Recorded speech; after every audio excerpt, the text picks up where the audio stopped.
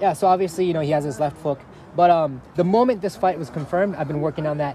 Hello guys, welcome back to our channel Winsworld TV. So Ryan Garcia sumalang sa iba't ibang medical test sa hospital dahil umano nakaramdam ito ng pagkahilo, dahil sa natamong head injury sa kanyang puspos ang sparring training at hindi pa malinaw kung ito ba ay sumailalim sa operasyon, dahil isang araw pagkatapos ng kanyang sparring training, bilang paghahanda sa laban nila ni Ricky Anpo na magaganap sa bansang Japan, ngayong December 30 taon kasalukuyan.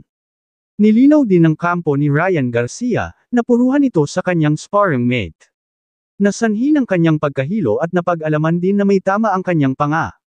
In short, minimal fracture ang natamo nito, na kung hindi ito maagapan ay maaring humantong sa severe infection at jaw dislocation at pwede rin humantong sa pagkaparalisado nito. Ngunit ganun pa man ay inagapan na ng Team Garcia ang naturang injury para hindi na ito humantong sa malalang komplikasyon, at dahil dyan ay official nang hindi matutuloy ang laban ni Ryan Garcia kontra Ricky Anpo ngayon December 30 taon kasalukuyan.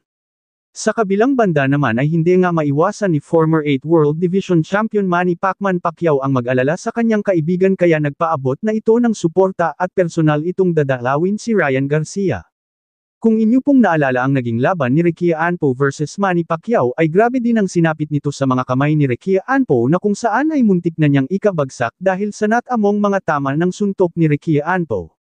Dagdag pa sa ating mga balita, dahil sa pagka-hospital ni Ryan Garcia ay usap-usapan ngayon ang tapatan Rodtang versus Ricky Anpo, bagamat ito ay under negosasyon at hindi pa kumpirmado ay abangan na lang natin kung ito ay matutuloy.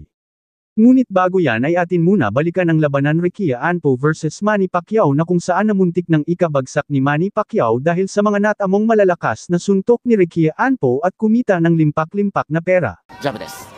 はい。伺っている感じですね。パキャオは。左から右。ね、パキャオは。もう一度左のボディ。さあこれで二人に汗が光り始めましたマニー・パッキャオ。飛びつ。右ストレート、それに合わせた。左のパー。ワンツー。はい。左のボディ、アンポ、左のフック、左のジャブ。ワンツースリーと。右をスーッと伸ばしていった。ワンツーマニー・パッキャオか。左のジャブから右のボディ。左右の振っていかなきゃいけないので、ちょっと出し方難しい。残りは30秒だ。チャンピオンをロープに背負わせ、右にストレート。右ストレート。効いている、効いている。アンポが最後。両選手。でもなんかマニー・パッキャオのこう。